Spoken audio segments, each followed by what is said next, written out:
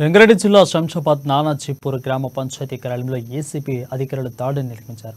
35,000 లంచం తీసుకుంటూ panchayat secretary Radhika bill collector Balaraju ACB అధికారులకు రెడ్ హ్యాండెడ్గా దొరికారు. శంషాబాద్లో ఎలాంటి నిర్మాణాలకు అనుమతులు లేకపోయినా గ్రామ పంచాయతీ కార్యదర్శులు అనుమతుల పేరుతో అందిన కాడికే దాడుకుంటున్నారని అధికారులు తెలిపారు. పంచాయతీ కార్యాలయంలో పాటు రాధిక బాలరాజు నివాసాల్లో అధికారులు సోదాలు చేశారు. ఇద్దరిపై కేసు నమోదు చేసి దర్యాప్తు చేపట్టారు. పక్కతల్లి గారని చెప్పేసి ఆయన ఇక్కడ ఒక 500 గజాల ప్లాట్ నానాజీపూర్లో కొనుక్కున్నారని చెప్పేసి చెప్పారండి. అతనికి ఒక రూము ప్లస్ కాంపౌండ్ వాల్, తర్వాత హౌస్ నెంబరు, ట్యాక్స్ అసిస్టెంట్ అవి కావాలని చెప్పేసి ఆయన దాని పర్మిషన్ నిమిత్తమై ఈ నానాజీపూర్లో పంచాయతీ సెక్రటరీ గారిని కావడం జరిగింది. అప్పుడు వాళ్ళు 65,000 రూపాయలు డిమాండ్ చేశారట.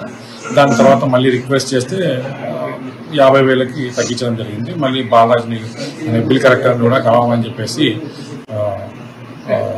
మన విలేజ్ పంచాయతీ సెక్రటరీ గారు చెప్పడం జరిగింది. అప్పుడు అతను బాలరాజ్ అనే బిల్ కలెక్టర్ని కూడా కలిశారు. కలిసిన తర్వాత అతను 50,000 ఇవ్వాల్సిందే, ఖచ్చితంగా తప్పదని చెప్తే మళ్ళీ ఒకసారి ఇంకో వచ్చి